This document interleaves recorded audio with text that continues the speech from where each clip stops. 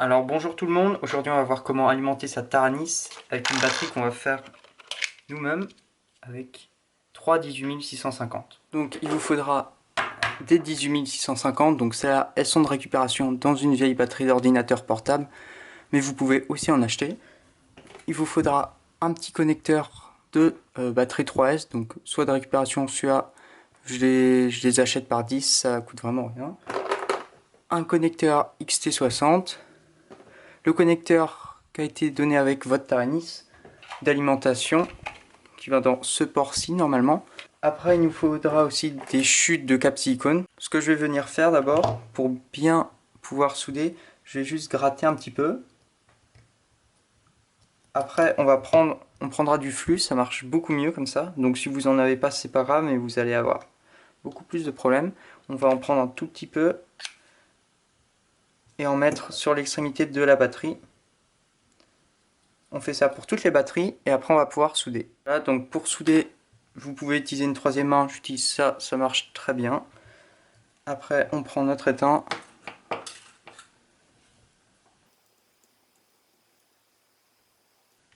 Voilà. Essayez de ne pas rester trop longtemps, parce que plus on va rester longtemps, plus ça va dégrader la batterie. Et on fait ça pour les 4.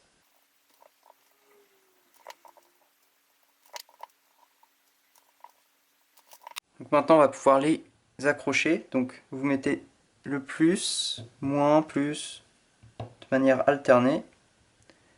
Puis là on va les accrocher à la colle chaude.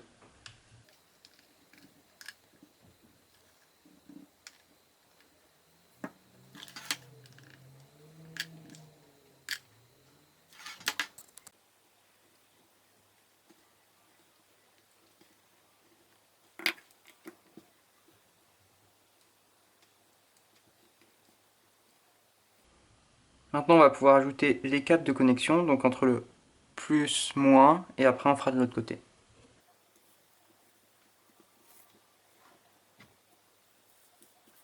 Donc faites bien attention, là on a fait 2 connexions, donc on va les faire ici, donc surtout pas là, ici.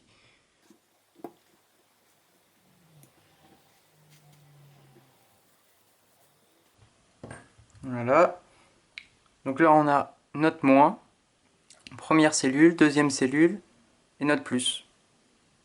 Maintenant on va pouvoir installer le connecteur de balance, donc je vais mettre le plus sur le plus, celui-ci sur cette extrémité là, celui-ci ici, et celui-là là.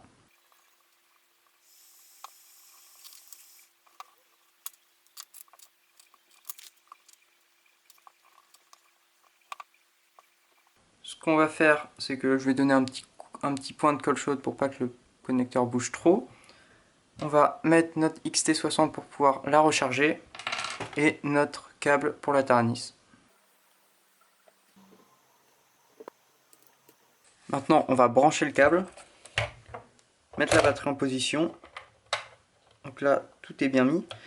Et là, on va regarder la longueur de câble qu'il va nous falloir. Donc pensez à laisser un peu de mou, histoire de pouvoir enlever la batterie et débrancher le connecteur. Donc là, je vais couper ici pour le rouge. Et pour le noir, on va devoir aller de l'autre côté. Donc ici. Tac, tac, à peu près comme ça. Et on soude. Là, c'est fini. On va juste mettre du scotch pour protéger les contacts et maintenir les fils. Et puis après, on va pouvoir la mettre en place. Donc là, on a fini de la scotcher avec le XT60, la prise de recharge et le connecteur.